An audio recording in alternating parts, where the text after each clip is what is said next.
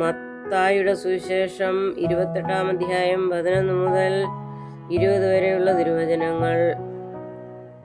അവൻ പോകുമ്പോൾ കാവൽക്കൂട്ടത്തിൽ ചിലർ നഗരത്തിൽ ചെന്ന് സംഭവിച്ചതെല്ലാം മഹാപുരോഹിതന്മാരോടെ അറിയിച്ചു.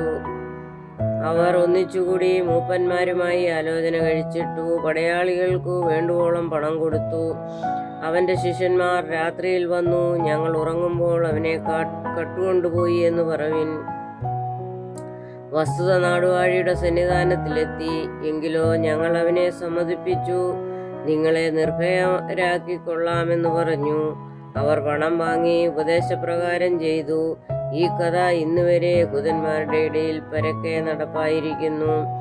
എന്നാൽ 11 ശിഷ്യന്മാർ ഗലീലയിൽ യേശു അവരോട് കൽപ്പിച്ചിരുന്ന മലയിലേക്ക് പോയി. അവനെ കണ്ടപ്പോൾ അവർ നമസ്കരിച്ചു. ചിലരോ സംശയിച്ചു. യേശു അടുത്തിയെന്നു, സ്വർഗത്തിലും ഭൂമിയിലും സകല അധികാരവും എനിക്ക് നൽകപ്പെട്ടിരിക്കുന്നു. ആകയാൽ നിങ്ങൾ പുറപ്പെട്ട് പിതാവിൻ്റെയും പുത്രൻ്റെയും പരിശുദ്ധാത്മാവിൻ്റെയും നാമത്തിൽ സ്നാനം കഴിപ്പിച്ചും ഞാൻ നിങ്ങളോട് കൽപ്പിച്ചതൊക്കെയും പ്രമാണിപ്പാൻ തക്കവണ്ണം ഉപദേശിച്ചുകൊണ്ട് സകല ജാതികളെയും ശിഷ്യരാക്കിക്കൊള്ളുവിൻ. ഞാൻ ലോകാവസാനത്തോളം എല്ലാ നാളും നിങ്ങളോടുകൂടെയുണ്ട് എന്ന് അരുളിച്ചെയ്തു. ബാരക്കുമോർ.